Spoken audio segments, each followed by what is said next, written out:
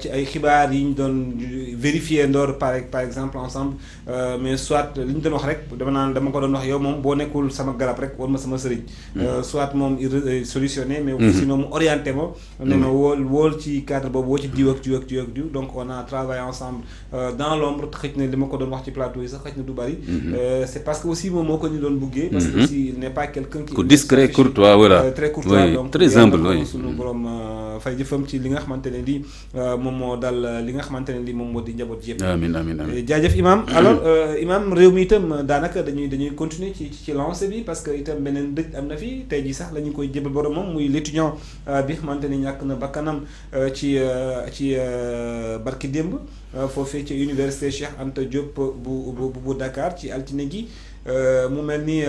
ce qu'on craignait c'est produit finalement parce que altine googee fii la ñu doon toog waxtaanee yëf yi am kàddu yow ci yëkkati woon nga itam wax dëgg fa yàlla état bi am na taxawaay bi xamante ne waras na ko ci am xëj na bu privilégié woon waxtaan bi nga doon wax souvent peut-être que duñu egg ci lii nii finalement le mal c'est produit. oui kooku tam ñu ngi koy jaale ay mbokkam. ni ko yàlla yërëm xare ko aljanna. amiin di ko jaale aussi tout le secteur universitaire. particulièrement la communauté estudiantine di ko jaale njabootam parce que xale bu nekk à la fleur de l'âge nekkoon deuxième année médecine wax dëgg yàlla amul kenn koo xam ni tu seras insensible ci lu mel nii ndogalu borom bi la subhanahu wa taala waaye ñëpp xam nañ ne tamit bu dalee xale ci lay gën a doon mbetteel ci la tiis bi aussi di gën a diis yal na ko yàlla yërëm xare ko aljanna et surtout vraiment lu mel nii comme xas na ba am daal lu ñuy ñaan sunu borom subhanahu wa taala mooy condition yi créer lu mel nii bay étudiant di damm ak di am ay handicap ak ñii di dagg seen baaraam ak ñii di ci faatu loolu moom lu ñu war a gaaw a jëlee la ci réew mi parce que am na ay réew yu bari yoo xam ni ñi fa nekk ay nit lañ comme ñun mën nga toog ay ati at doo dégg dara lu xew ci université ya waxatuma la nag ay ku fa faatoog yooyu ci étudiants yi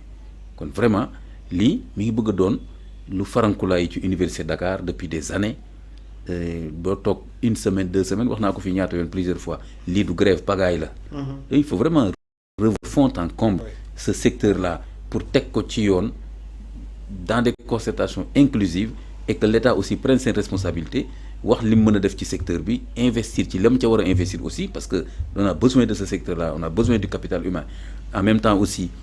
étudiants yi ñu déglu leen ak toute cette pagaille là administrative direction des bourses lii nii fayeguñu rattrapage bi kii inscrire kii mais indiwul carte am ñu gisaguñ ko toute cette pagaille administrative là hein mais qu'on arrête ça quoi qu'on arrête ça mais c'est pas sérieux qu'on arrête ça bu ko defee yëf yi jaar yoon cette pagaille de calendrier boo xam ni mais Ibrahima li ma gêné choqué ma sax tu as l'impression que personne ne peut faire quelque chose même da ngay gis xoolal même waa SAES ak ñeneen da ngay ñoom seen bopp ñu naan le problème yii la mais genre on a l'impression que personne ne peut régler le problème mais qu'est-ce que ça veut dire ça mais xoolal par exemple pagaayu master yi actuellement le calendrier universitaire depuis xaw ma combien d'années depuis bi ñu commencé master bi mais li nga mënagul bu ko commencé kon mais depuis bi ñu commencé def master bi ils ont eu du mal à l'appliquer correctement pour am calendrier bu normal jàng 6 mois 3 mois kii ñee pare nañ def seen examen ñii pare guñu et cetera mais pagaille boobu le Sénégal ne mérite pas ça on va pas me dire quand même qu'on n'a pas des ressources humaines yoo xam ne tey jii mën nañu teg un calendrier normal on va pas me dire qu'on n'a pas des gens sérieux à la direction des bourses comptable yu correct yoo xam ne mën nañ xam ni ku produit bi document ñu fay la sa bourse on n'a pas aussi un exécutif sérieux qui sait quoi budgéter et comment libérer les ressources à temps chaque fois pour ñu fay étudiants yi même bu dul bi il faut que ñu baaree yoon ba mais cette pagaille là le Sénégal ne mérite pas ça donc nañ ci jóg quand même quoi ku nekk jël responsabilité malheureusement on a compte des morts pas un seul parce que Bassirou Faye fii la ñu fekk ki faatu woon Saint-Louis aussi ensuite bii ñëw tege ci muy quand même am na ko fi wax je pense que ni yow la bu fekkente ni daal yow yaa fi bu mas wax nga ni bakkan moom bu rotee c'est le même mënatuñu wax fa yàlla lan la ñuy xaarati bakkan rotati na mais souvent ce sont des solutions à court terme temporaires la ñu jël pour un peu calmer la situation comme ni gouvernement bi def souvent du ñu dem ba ci biir quand au fond des choses pour prendre les bonnes décisions des décisions aussi yi nga xamante ne dafay laaj un peu parfois du courage parce que ça ne peut pas plaire souvent de faire une rupture. La rupture quand même demande quelques sacrifices yi nga xamante ne da ngay léser ñenn ñi da ngay laal ci privilège ñenn ñi nga egg fa ak ñoom mais daal c'est des mesures voilà préventives la ñu jël nii pour juste masquer un peu la situation ensuite ñu jàll ci leneen année prochaine encore mu amaat yeneen di manifestation yeneen i xale yi ñu gaañ mën am sax yeneen i xale yi ci génn àdduna. Mais oui, parce que trouvez-vous un modèle, c'est vraiment le mot je pense, hein, un modèle de gestion du secteur de l'enseignement supérieur. Waaw, c'est pas facile, hein. Je reconnais que c'est pas facile parce que c'est vrai, c'est des centaines de milliers de jeunes qui viennent au niveau de l'enseignement supérieur. Pas seulement ça, université rek hein. Am na ñoo xam sax léegi voilà.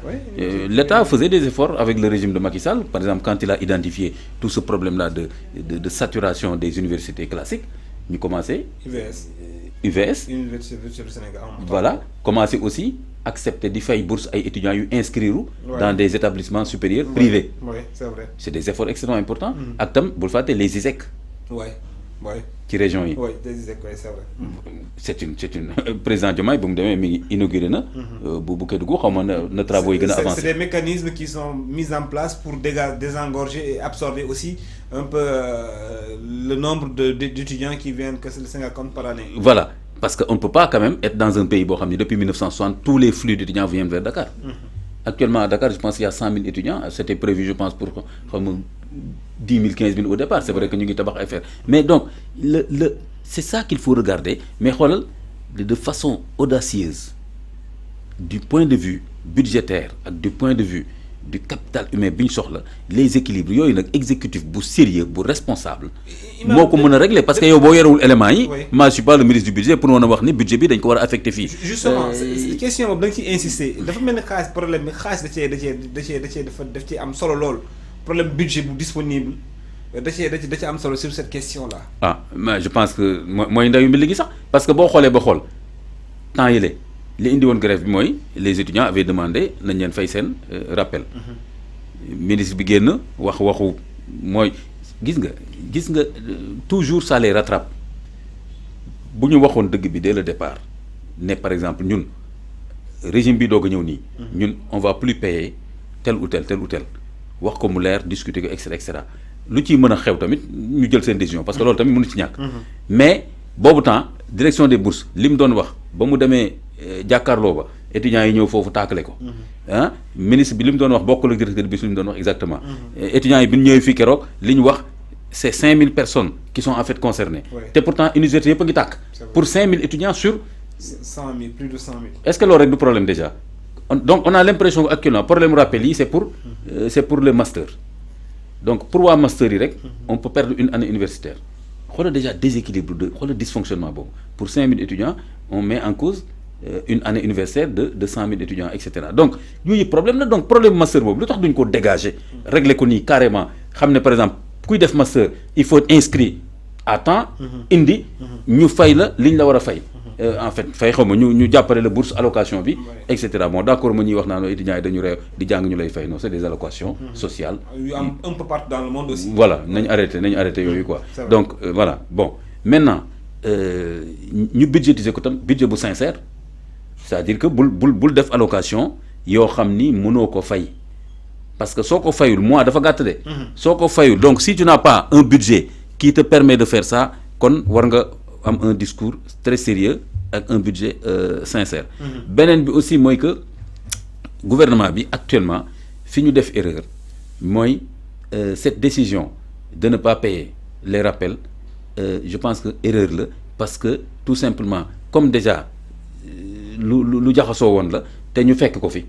ils auraient dû dire pour cette année on paye les rappels li ñu fi fekk dañ koy solder mais ba bi di ñëw mais voilà dañ koy solder sur le plan juridique sax loolu lu ñu xas ba budgétiser waaw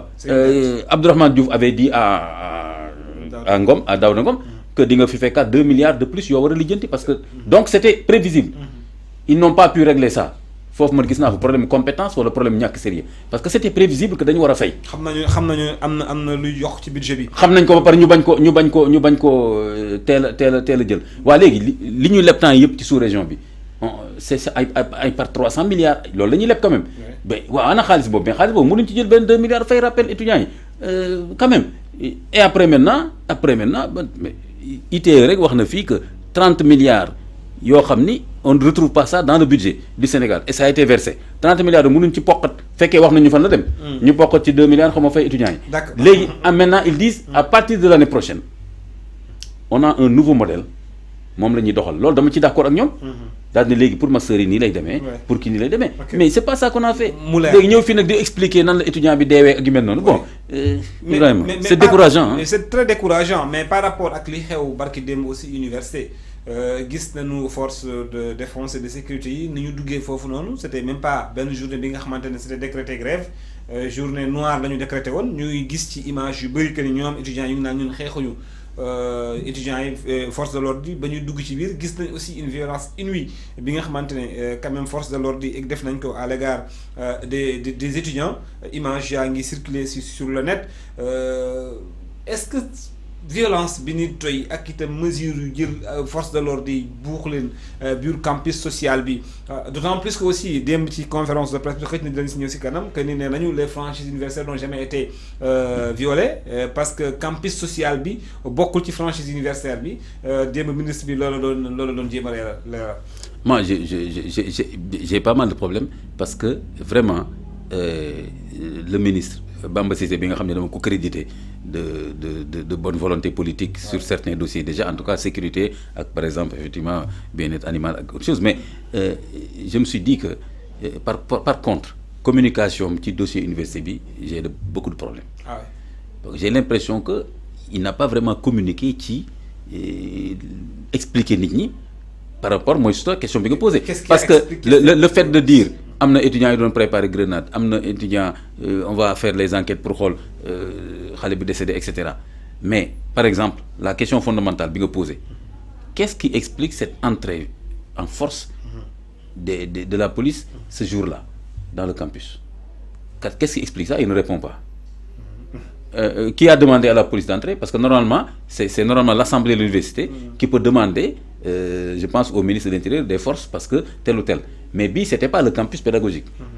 qui était menacé donc assemblée. Nee na ils ont reçu des informations selon lesquelles gars yi dañu bëgg a taal les restaurants. Bon d'accord admettons du ma ko weddi non parce que quand même c'est leur rôle wax na loolu c'est leur rôle mais maintenant su fekkee tam loolu am na. Est-ce que cette façon bi ñu duggee est-ce que c'est la meilleure façon pour régler ça ou non c'est vrai que du ma leen quand même accablé parce que damay nekk toujours dans l'équilibre parce que on va pas laisser les étudiants brûler les restaurants c'est un bien public et qui coûte de l'argent beaucoup d'argent d'ailleurs etc donc on va pas laisser des étudiants ñuy lakk les biens publics wala di taal ay maintien de l'ordre bi aussi amul jotewul dara ak violence bi. waaw fu nag moo difficile. loolu mooy problème bi. c'est-à-dire que maintien de l'ordre ak violence bi tamit loolu tamit. bon foofu nag moo difficile c'est-à-dire que est-ce que suñu force de l'ordre yi ni ñu leen formé ak par rapport ak question yu mel nii on a l'impression qu'ils sont beaucoup plus souvent dans la répression que dans le maintien de l'ordre. Voilà donc loolu nag je pense que c'est une question extrêmement importante